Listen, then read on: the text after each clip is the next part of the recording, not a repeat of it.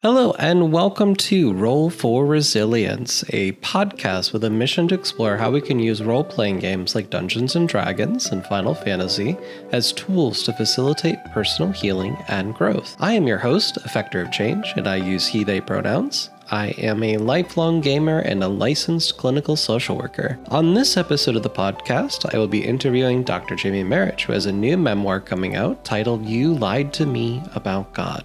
We are here. We are live. Welcome to the stream, y'all.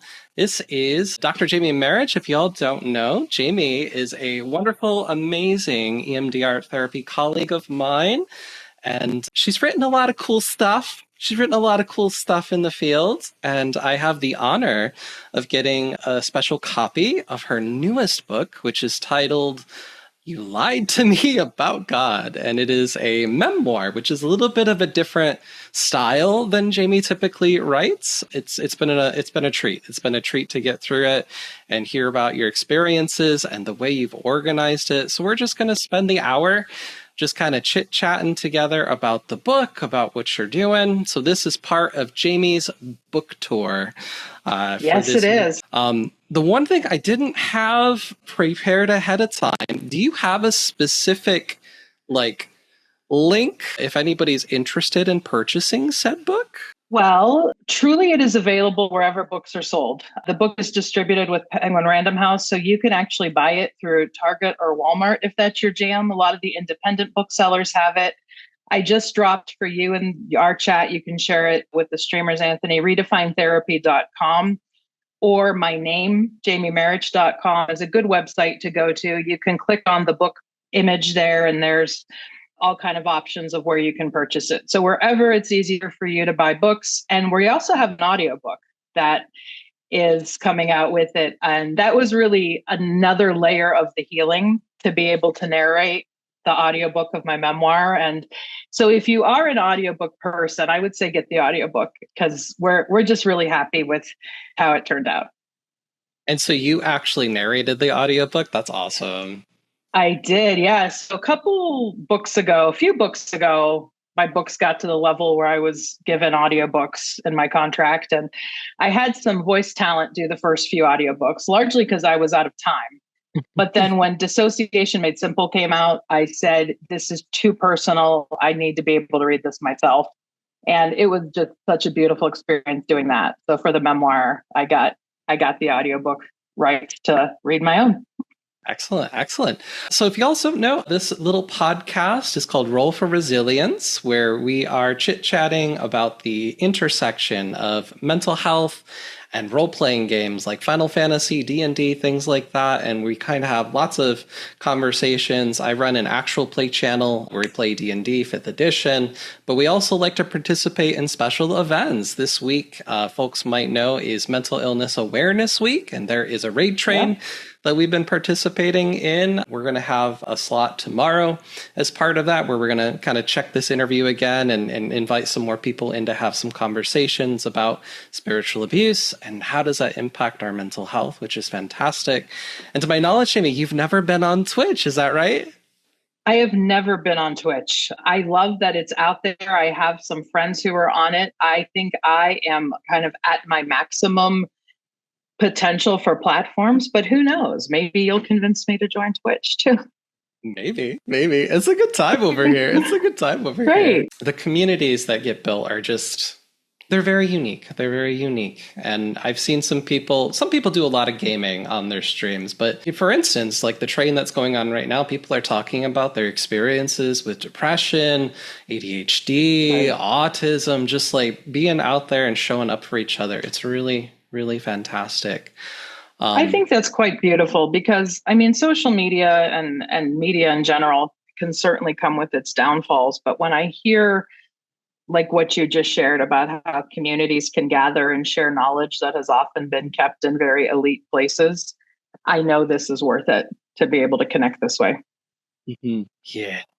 So I guess one question I have for you, Jamie, is like, as As you were getting ready to write the book, one thing I noticed right in the acknowledgments, right, is you've got a whole bunch of folks that you listed on your journey who have been there, who have been with you. This is not your first wheelhouse in publishing, right? You've been doing this for a little while. So at what point did you really think that it would be a good idea to just switch out of the clinical headspace and just write your experience in this memoir? Such a good question. A lot of my clinical books do have what I call a memoir-ish quality, where I share from lived experience. And sometimes I've had to fight publishers on that.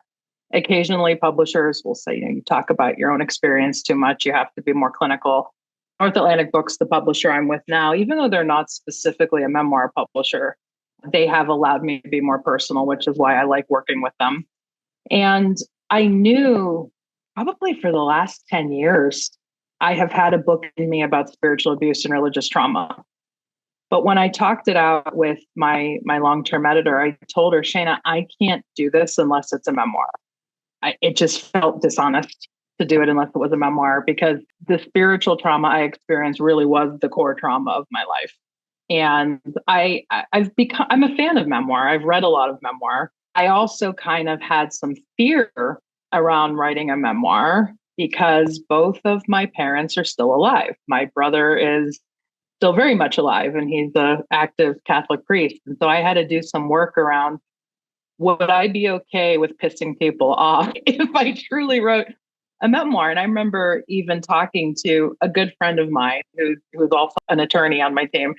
And we're like, well, here are the options. You either wait till everybody who's in the book is dead, or you take a breath and just do it and just put your voice out. And being able to put my voice out like this is the byproduct of 20 years of therapy and getting to this place of, I have to be okay speaking this no matter what the consequences are.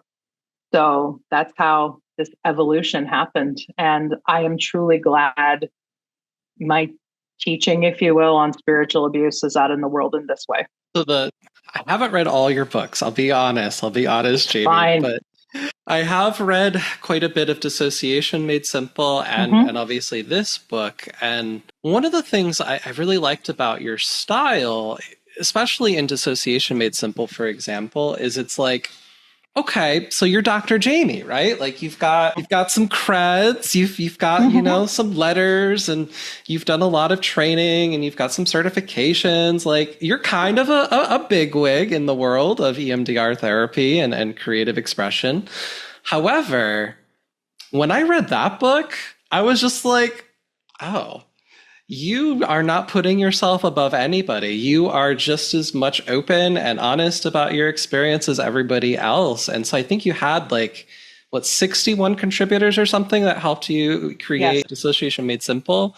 And to me, as a trauma therapist specifically who treats dissociation and complex trauma, to just see the diversity of experiences and opinions on all these major topics in the field was a breath of fresh air for me. Thank you for appreciating that, because there are certainly a lot of people who don't in the ivory towers, or people who really do benefit from the us versus them polarity in mental health. And I mean, I feel part of what makes me effective at my work, whether that be clinical work or teaching, is that I have lived this. It's not theoretical to me. And the whole reason I even got into this line of work is because my first recovery sponsor suggested that I would be good at it.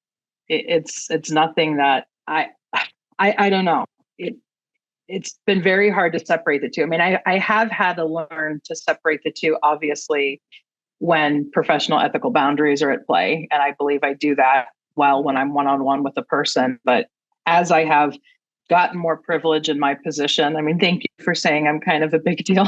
But I think what that means is those of us who are in those positions of power and privilege do need to start coming out and keeping it real. And that's a lot of what I decided to do in Dissociation Made Simple. Yeah. When I was in my graduate program, so I have my master's in social work. Great. I go to my very first counseling 101 class, if you will, and we're learning about things. We had to videotape ourselves, and I learned that I do this a lot when I talk, and I still do this a lot when I talk, and it's Great. fine. But one of the things that I found really challenging is here I'm being told by a gay white man how we need to Mm-hmm. be a blank slate in the room, right? Like we need to Mm-hmm. not talk about politics. We need to not bring up Mm-hmm. religion. You know, we've got to Mm-hmm. because we're gonna push people out if we do that. And I was like, this is so I finished. I was in grad school. I finished in 2015. And so, like, my whole life or my whole clinical career has been nothing but political, right? Because Mm-hmm. the events that are happening in the world around white Christian nationalism are our Correct. mental health. And so I really appreciated that information that you put into You Lied to Me About God, is just kind of outlining just your own personal experiences with those themes, because it is something that's relevant even today. And a lot of clinicians, I think, are really challenged with how do I navigate self-disclosure?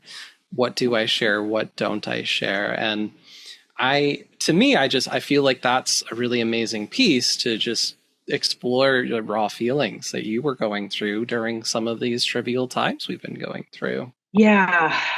Thank you for seeing that. And yeah, so many big feelings. It's, Tell us all your feels. oh, let me see what is coming out the most with that. I mean, I was certainly raised.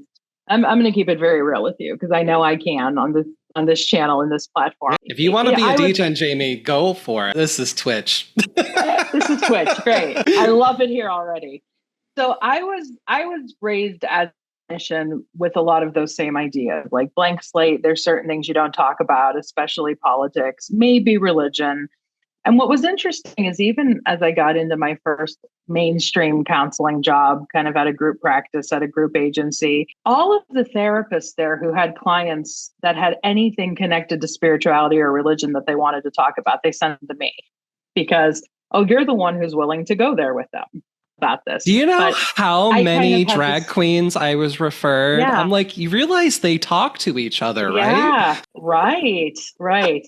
And so it was like anybody who had too much trauma, anybody who had too much dissociation, anybody who had too much spirituality. And I just kind of shook my head that if we as clinicians are giving lip service to this holistic idea, we have to be anyway. So there's that. But even as I came up through the early decade of my first decade as a therapist and as a trainer, I did keep it as blank slate or as neutral as I could, at least in my public life, because I live in Ohio. It up until 2016 was a swing state. You would have people in both directions who were therapists, who were clients, whatnot. And because I grew up conservative and still had a lot of people in my life in conservative religion, I really did try to appreciate that folks. And I didn't get as political as I could have in the early days of my career. And I think that's true of a lot of queer folks who want to be safe, who want to stay safe in the profession, who want to stay safe publicly, who don't want to make too many waves. I certainly made waves in the EMDR world, but politically, I kept it pretty neutral. And then Donald Trump got elected. And I knew I no longer could dial it in the way I needed to, because when 2016 happened, when the election happened, it was also happening at the time my marriage was absolutely nosediving. And it was my second marriage. It was a marriage I had no business being in. I do reference some of it in the memoir. It was also about a year and a half after my most public coming out that I did as bisexual. Because even coming out happened in stages. And then in 2016, I decided to, not 2015, to come out fully, which meant I had to come out to my family finally. That was fun. I say that very sarcastically. And then when he got elected, I just, I was immediately kind of convicted with some guilt that like I didn't fight hard enough for my people and those who don't have a voice, because as a person of privilege, I would be relatively fine no matter who got elected. But then I started to feel like maybe I won't be so fine, especially if I'm more open, with my queerness. So As the director of a training institute in EMDR therapy, I started making some very bold choices about even addressing in my EMDR training that you can't hide behind that anymore. Of, politics, it doesn't really matter because I'm here to be your therapist no matter what. Clients may need to know who you voted for to feel safe with you. Clients may need to know where you stand on things to feel safe enough with you. Because after the 2016 election, I had a complete meltdown. Part of it was because of the marriage, but a lot of it was because I suddenly had this 24/7 reminder of everything that was wrong with my upbringing in front of me, and seeing so many people in my family just rise to support this person who I see as a monster. And so in getting back into therapy, I had to look for an EMDR therapist again who knew dissociation, who knew a lot of things. But ultimately, I couldn't pull punches. I had to know right up front where she stood politically, who she voted for. And she told me just in very plain terms, I grew up evangelical. I get what this means for people who've experienced narcissistic abuse to have, Donald Trump as president. And I've just been phenomenally grateful that I can work with a therapist where I don't have to hide any of that. And yeah, so in my trainings, I discuss that I'm not saying that automatically people of one political party can't work with another, because I've seen it happen in my, training groups. But my point is, we can't shut down clients when they ask, when they really do need to know who they're sitting with, because matters are very important for a lot of us. So for the viewers at home, I had a really interesting experience at the EMDRIA conference. I think it was, was it last year? I can't remember. Last year, the year before, the one that was down in Washington, D.C. And they had this really... Yeah, it was last year. Was it last year? They had this really cool conference app. And so there was like all of these like forums and meetups so people could connect with each other. And we had like a little special like queer EMDR therapist luncheon meeting. And so that was just nice to be in space. I know Jamie was there. I was there to connect with other people who are just, we're our little bubble. But then, that's exactly what I'm going to reference.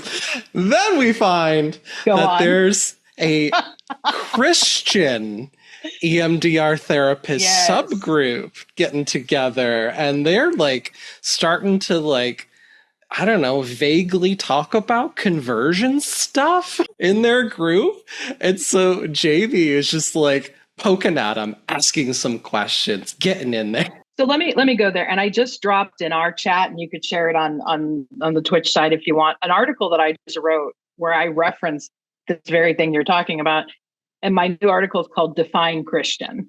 Nice. Because I have learned in the last few years, whenever people congregate and say, we're Christian EMDR therapists, using the example that you're bringing up, my immediate question is, how are you defining Christian? And where I feel some energy around this is, even after everything I've went through with spiritual trauma on both the Catholic side and the evangelical side, I take no issue with Jesus Christ. I take no issue with, my theology around him may be different, but I still have no problem, dare I say, calling myself a Christian. But in modern America, to lead with I'm a Christian, or to say that I identify as a Christian, it has a lot of hate-filled charge to it and connotation to it because of what, certain forms of Christianity, especially the kinds that are aligned with Trumpism, have become. So yeah, I've basically, there's this meme going around like, are you a Jimmy Carter Christian? Are you a Donald Trump Christian? Yeah. And so in this group chat that you were referencing of quote unquote Christian EMDR therapists, that's what I led with. Like, how are you defining Christian? Because I just know that for a lot of people, that label in modern America to say I'm a Christian means I'm not okay with LGBTQ people being who they are. And the reality is there are a lot of LGBTQ plus Christians who are coming out of the closet about that, saying, and some have never been in a closet about that, let's kind of take back Christianity here, and let's challenge this notion that, yeah, because there's some ugly stuff that happens with people who call themselves Christian therapists, Christian EMDR therapists. I also wrote a blog about that not too long ago. Like, dear Christian therapists, here are some things we would like you to know, especially those of us who have been hurt by Christianity. So thank you for reminding me of that episode. It was a fun part of our career. A fun part of our career. Absolutely. Good times. Mm-hmm. I will say, Jamie, don't identify as Christian. I was not raised in a family that really pushed those views. I was baptized. That was about it in terms of like the interaction there. But I'm thankfully from a town. So I'm from upstate New York, which similar to some of the vibes I imagine in Ohio, where you've got some of these pockets of liberalism surrounded by a bunch of red. That's my area too. So there was an openly queer LGBT service member that had passed away in the region years ago. And so Fred Phelps and his little God Hates Fags group decided to come to town to try to protest, as they used to do all the time in the Westboro Baptist Church. And the Christians of my region gathered together and drowned them out and chased those fools out of town. And so, how wonderful.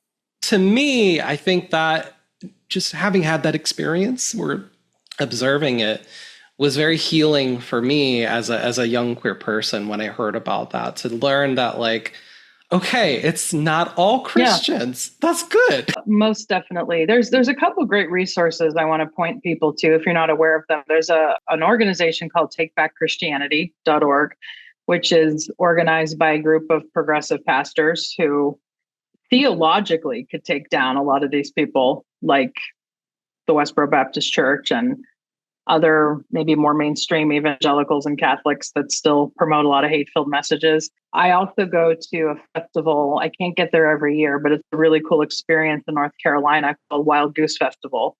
And it really is a gathering of all things progressive Christianity. And I just think for a lot of us who have grown up with especially Christian spiritual abuse, it can be reparative to see people who identify as Christian, who are very much walking a very Christian path, say this is not okay, how queer folks have been treated, how other marginalized folks have been treated. So, yeah. Thank you for the resources. Sure. So, Jamie, I have one major contention with your book. Go on. One big concern that I think you need to stop them from printing it and fix this error very soon. So I love how you put little footnotes throughout the book to just add some context to different concepts. Yeah. But I only saw like one time in the book you had a nice little Jesus footnote. Okay. So instead of like the asterisk, because there was two, I think, in the same section, they added a little cross to give like a little factoid. And I'm like, it was kind of like a VH1 pop-up video moment, right? Like, here's a little thing if you didn't know about, Christianity. Yeah. And I'm like, you should have done that consistently through the text. That would have been golden. I may have to take that up with the copy editor because, I remember that's making me laugh because she brought that up as like, well, in MLA formatting or Chicago style formatting, when you're doing footnotes in this way, the cross would come as a third. So yeah, that could have been fun. But no, I thought that was hilarious. I'm like, was that intentional when I saw it early on? But yeah, it was just hilarious. Yeah, it's interesting to me what people notice because I know a very good Jewish friend of mine read the book, and he's somebody who still identifies culturally Jewish, but he's not particularly religious. And his thing with me was, why did you capitalize God throughout? Because he said, for me, God, I still, and I believe in it's lowercase. And I think I did end up mentioning it somewhere in the preface. Like, if it's better for you to refer to God as lowercase, do it. But he and I ended up getting into a fascinating discussion about even punctuation and capitalization around God. And I wrote a poem later after I had drafted the book, basically saying, God doesn't care if you capitalize their name. So if it works for you to capitalize it, great. If not, and I think, I also go on my rant about how for me today, God is gender fluid. Mm-hmm. So I definitely retweet. I agree. Cool. Thank you, my friend. Absolutely. So I know I think we've had some correspondence about it before, but I do recall in the book that theme about people claiming to be safe and Mm, how much that makes my nervous system activate when that happens. And so that is something we talk a lot about on Twitch, because some people make it their brand to have a channel that is a queer safe space, a BIPOC mhm. safe space. And I think some people are using that language for good reasons, right? They want to do that. But I know for me that sets off my culty alarm vibes when I see that kind of languaging. So what would you say just on that notion when people are trying to curate like what kind of community they want to make on a content creation space, or if they're trying to build a platform and they want to be inclusive, what Yeah. advice would you give them? Yeah. So a little bit of, I will get to my advice. One of the reasons that I bristle when I see like the safe language, I think the intention is good. I really want to emphasize that for folks who are using that, like this is a safe space for XYZ. The problem in that fundamentally, though, is you are telling me what to feel. I don't like when therapists do it, when pastors do it, when yoga teachers do it, the whole you're in a safe space. I don't know that yet Mhm. until I come and sort it out for myself. And so I know some people have asked me, what do you think about the whole brave space thing? I'm like, that still kind of makes me cringe because again, you're telling me what to feel or what to expect. I mean, I think there's a couple of things you can do. Uh, I would love to see a creator tagline something like, come and decide for yourself if you feel safe here. I think open space could be nice, more general, it's a little more neutral, but fundamentally safety is something we model as creators, as leaders in spaces, as therapists, and people will decide for themselves if I feel safe or safe enough there. So, I mean, I think we can, like, for example, my company, Institute for Creative Mindfulness, I deliberately made a choice to have a rainbow logo. So, some people may read into that and be like, ew, I don't want anything to do with them because they're obviously, a bunch of queers. Cool. We probably wouldn't want you here anyway, or wouldn't feel Mhm. safe with you here. So, but then again, just waving the rainbow flag doesn't necessarily make you safe if you're not backing it up with action. So I don't know if I have a real easy answer other than safety is something you model, safety is something you vibe. I think you can have on your site something like a positionality statement that indicates what you stand for, and that might help people feel okay enough to at least come and give it a try. And I even like that sentiment of like, come and hang out and decide for yourself. I like Yeah. that. Yeah, I agree in total. So like on Twitch, like one of the things that you can do is called a channel point redeem. So as you're hanging out in a stream or if you're participating, you earn these Mm-hmm. points and then you can click the button and then things can happen, and every stream's Mm-hmm. different what they do. And so two of the buttons I have, one is trans rights or human rights. And so if someone Mm-hmm. spends the channel points, a little graphic will pop up. It's probably disabled for this stream if anyone's trying to do that, but a little graphic pops up. I have another one Mm-hmm. that says it's Black Lives Matter. I have one that's Mm-hmm. called a pronoun party. And so like everyone can kind of talk about their pronouns if they'd like to in chat.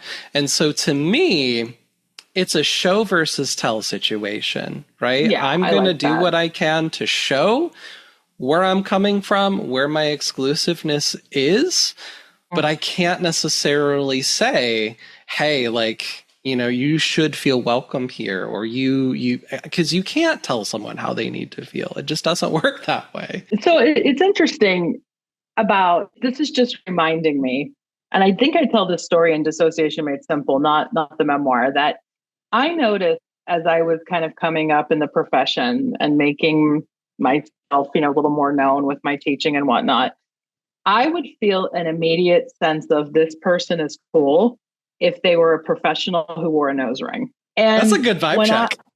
right? Yeah. And so around 2014, I'd always wanted to get, I just have a little nose stud in. I had always wanted to get my nose pierced. And I remember going to the parlor with my friend and getting a tattoo. And I'm like, maybe I should just get my nose pierced today. And, I heard that little voice from my mother in my head saying, but what are people going to think professionally? And the voice came up in me that said, if people aren't going to listen to you because you have a nose ring, they're probably not going to be the type of folks, to listen to you. So I want to be clear. I'm not saying you have to have a nose ring or tattoos to be cool, because I also find people who share their tattoos publicly, or at least people, I feel okay enough about approaching initially, at least in the profession. I like how you use that phrase, Anthony, vibe check, because ultimately you know who you vibe with. And growing up in the kind of religions I did, I was very much told not to trust that was the devil talking. That was, the body, the flesh talking. And I've had to learn to trust that what I consider to be my inner voice, which I think is, in my belief system, ultimately a gift from God. But it is worth trusting. I am worth trusting. And if you are in a place, friends, where there's a big label out that says this is a safe place and you don't feel safe, trust that. Yeah, I always think the body knows sometimes what the brain don't know yet. Yeah. Absolutely. It was interesting as a parallel, though, as I was reading through your memoir, you talk about your journey into the world of yoga.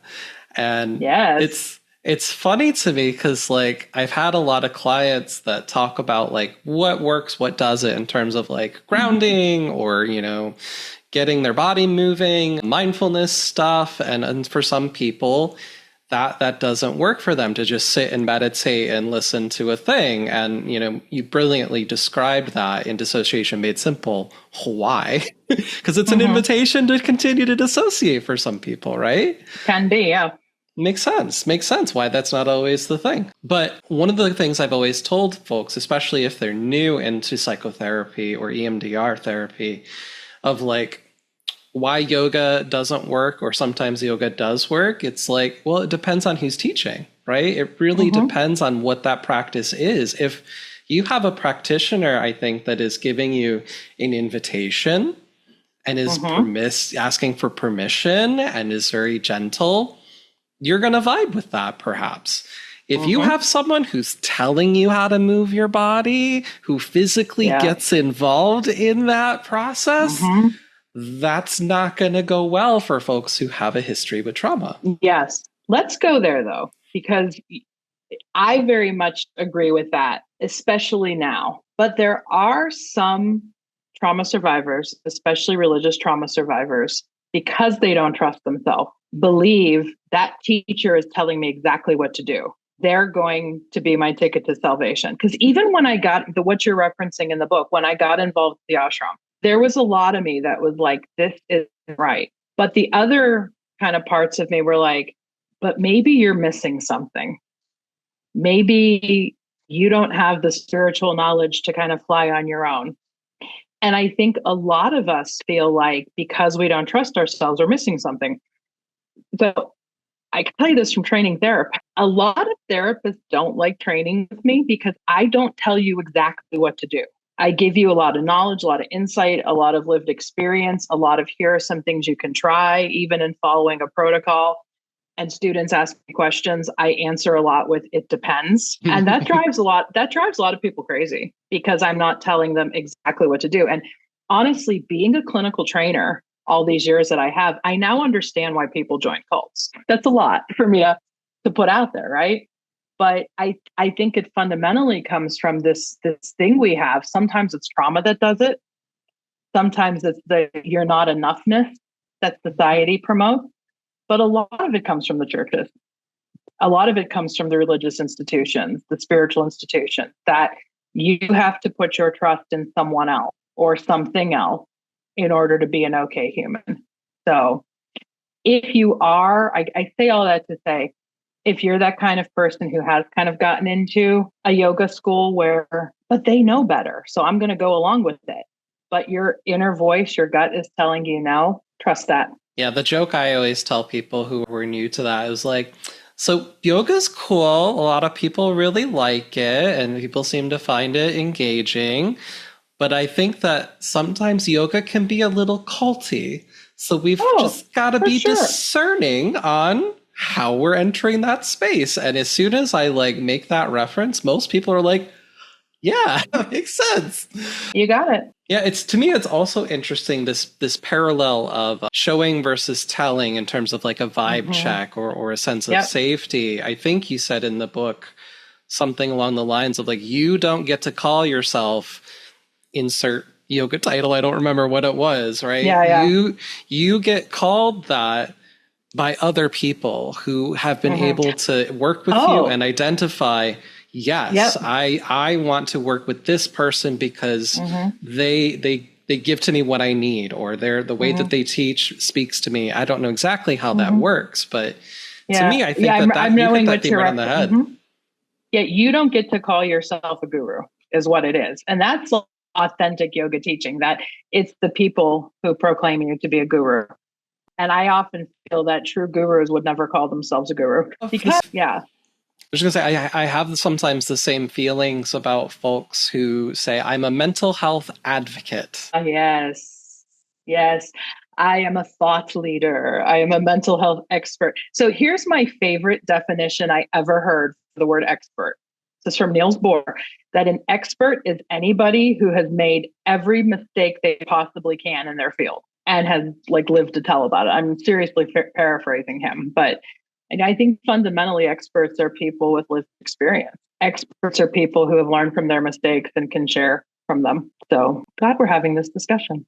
This has been good. This has been good. So another theme that I've kind of noticed throughout the raid train that's been happening this week that people talk about is a lot of people obviously are talking about their experiences with diagnosis and their symptoms, but some people are sharing their stories about what their experience has been like interacting with people like you, people like me. They interact with therapists and it doesn't feel good, or it doesn't get them Mm-hmm. the results they're looking for. And what would you say, Jamie, are some suggestions that you would give to Yeah. folks in terms of like vibe checking a professional, somebody who we might seek out for psychotherapy or Yeah. psychiatry or anything related to that? It is a great question. Before I answer it, I want to acknowledge that this answer is from a pretty privileged place because I have access to a variety of mental health providers, a variety of holistic providers who I'd have to pay cash for.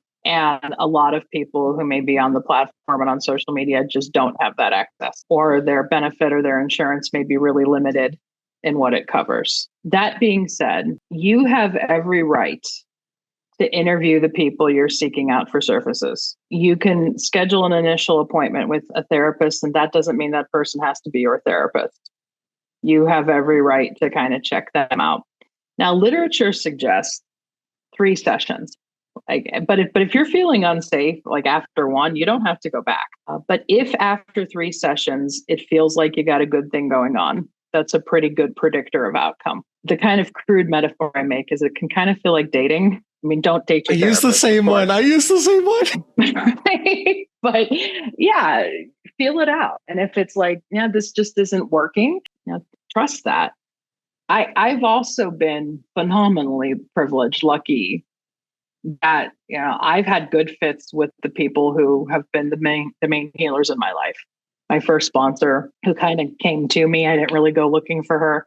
And then the two main therapists I've worked with, they were recommended by people I trust. So maybe that was part of why it felt like a good fit. I do think websites in the modern era, you can feel vibe off a website and how people present themselves.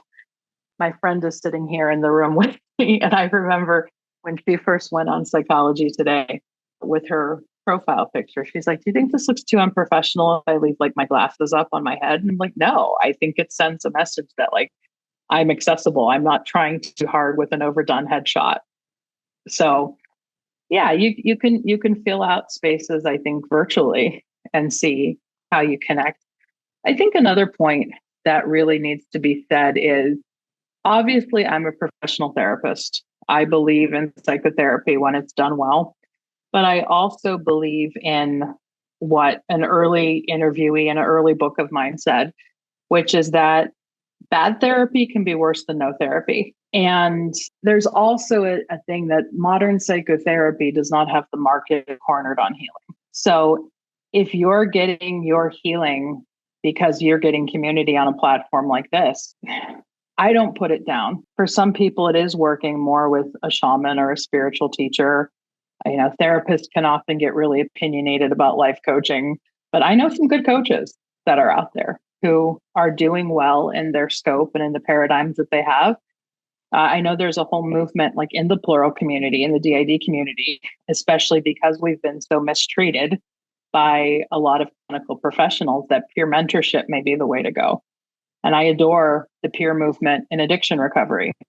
And I say that with the full recognition that, I'm not everyone's cup of tea. And I don't think every therapist has to be, but I do hope that people are able to trust their judgment and find and end up with the fits that do work for them. I think that this idea of vibe checking, that I guess is our theme. Yeah, that's a great theme. It is a great theme.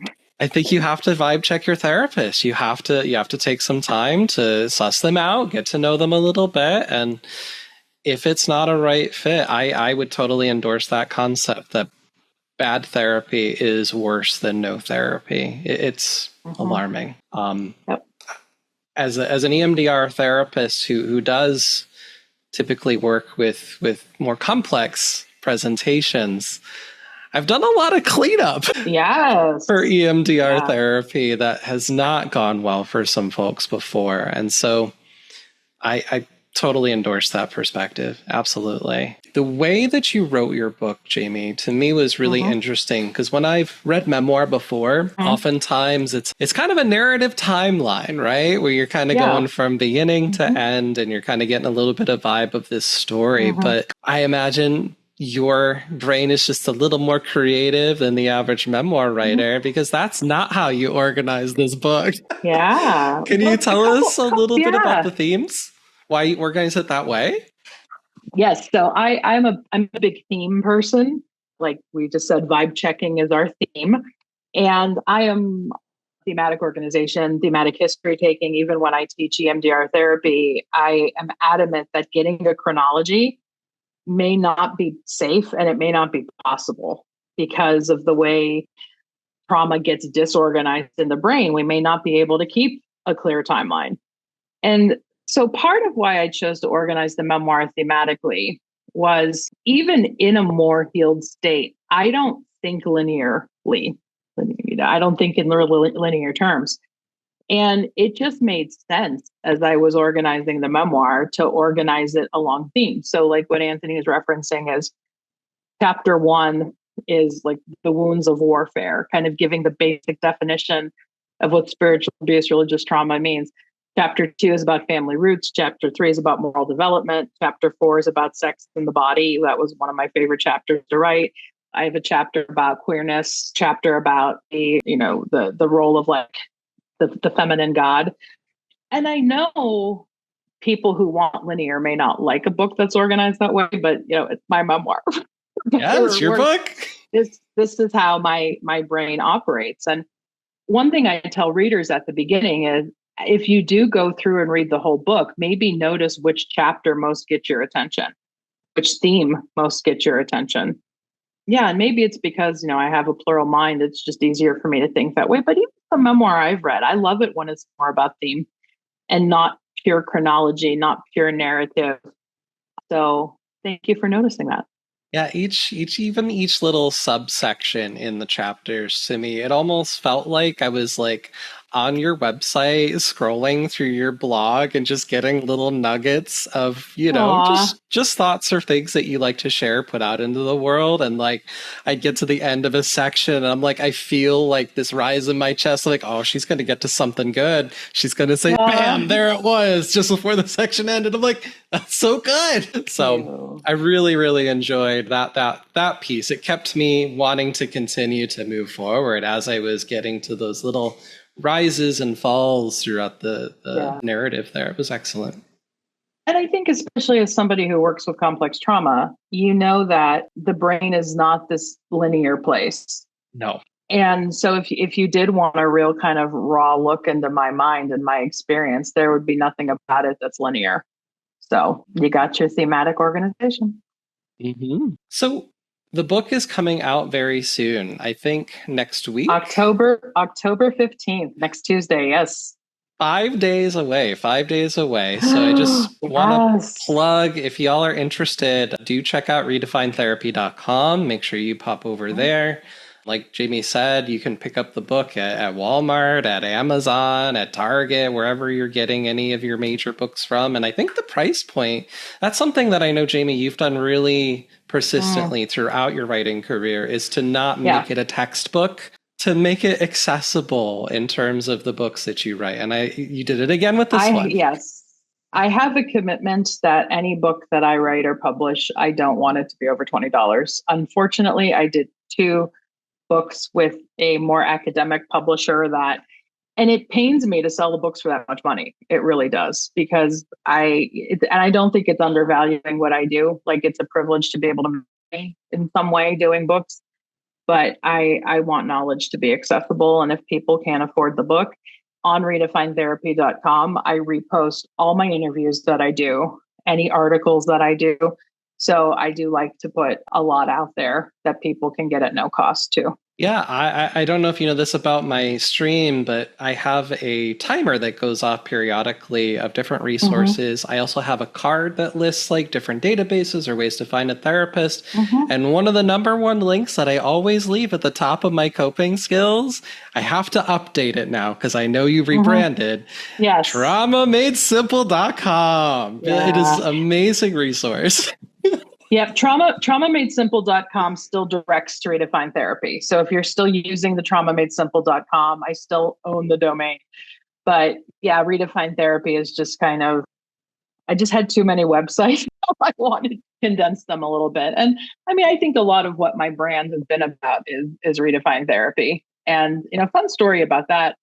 It was an earlier book I did, Dancing Mindfulness, that came out in 2015. And it was the only book I did with a more spiritual publishing house that's now defunct, or they were absorbed by another publisher.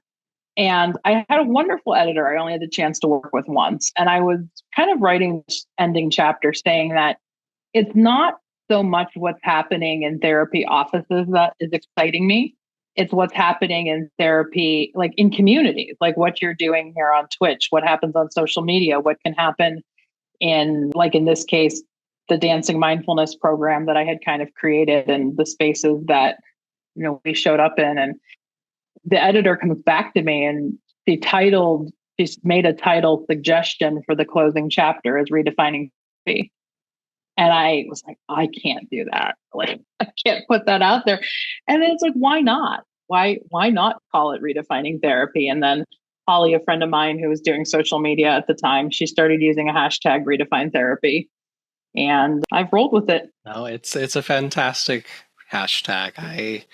I've heard your interviews, I think, on the Modern Therapist Survival Guide, and I know those folks over there have definitely plugged Redefined Therapy. They've totally embraced that model. Absolutely. Very fun story. In Montana, where I'm at sitting for this interview doing an EMDR training, Kurt from the Modern Therapist Survival Guide, he's actually one of my assistants for this training. That's so funny. Yeah, he's trained to be faculty with my group ICM, and he's assisting me for this training. And yeah, I plug that podcast all the time, Modern Therapist Survival Guide. It's just some good real talk about a lot of issues in therapy. Yeah, one of my favorite episodes on there is when I learned about Maslow and his cultural appropriation. I was like, right? Oh my God, a pyramid makes no sense. No wonder it was a TP the whole damn time. Exactly. Yeah, Kurt and Katie do they go there. They do. No, they're doing good work out there. Now that the book's coming out and it's kind of, maybe you're getting towards the close of your book tour, what's next in the era of redefining therapy for you? What we're finding out next, because we really don't know. Yeah, this is actually kind of the start of the book tour. Okay. You're one of the first main events we're doing. So we got 2 weeks where We're doing book event dates pretty hard and they continue into November. I really don't know. And it's a great question because I'm still exploring how much I want to be a part of professional psychotherapy because I've long, especially as a bisexual person, I've long lived with this foot in both worlds. Like I've the joke is often we feel too queer for straight people, too straight for some queer people, right? And I think like with the therapy professions, I'm too rebel for a therapist. And I still value a lot of what it means to be a therapist. So, but I don't know because there's so much about the field that frustrates me. And writing memoir, I think, has gotten me to consider maybe there are other forms of writing out there for me, like fiction or continuing to write more in a non-clinical way where I can still have an impact teaching. Yeah, you're a wonderful writer. You are able to take all this gate-kept information that the institution holds and just, here it is, guys. Did you know about this? Thank you for that. That means a lot to us that you noticed that. Absolutely. You take what has been difficult. So I have a copy on my bookshelf back there of The Haunted Self, which is the textbook about like dissociation. Yeah, and I'm just like, what? What is this? What are they saying? I don't. It's not accessible. It is not helpful for me as a clinician. I could never give a client to read that, right? And then I pull out Dissociate Made Simple. I'm like, oh, okay, yeah, that makes a lot of sense to me. That's well worded. I can't say I 100% endorse every single word that you would put in your book from my own clinical perspective. Yeah. But again, that's part of why I really liked how you did, like, this is a group project. This is a collective putting together this experience. Let's start here and let's go. And the social justice end of your writing makes me smile. It just does to see what you do there. And to that point, I think as a field, we need to continue to support work by queer writers and thinkers, by Black, African-American people in other countries. Like I want to shout out a really good friend of mine, Akila Riley Richardson, who's from Trinidad and Tobago, who's just starting to make a name as a therapy teacher. And her non-US perspective is something I think a lot of us in the US can learn from. So yeah, keep supporting people who look like the clients we serve and the diversity that our field is. 100%. Jamie, thank you for joining us on this little podcast of mine. I appreciate you. And I know the folks have been excited to be here. It's been our pleasure. Thank you for kind of being one of these first big book launch tour online appearances we're doing. And we'll proudly share the podcast around. Really do appreciate your time. And we're just going to keep talking more people. Go redefinetherapy.com, please. Thank you, Anthony. Have a good rest of your night. Bye. Thank you so much. Take care. Thank you all for joining yet another episode of Roll for Resilience. Again, I'm Effector of Change, and you can find me streaming on Twitch at twitch.tv/Effector of Change. If you'd like to support my work, feel free to donate me a coffee at ko-fi.com/Effector of Change.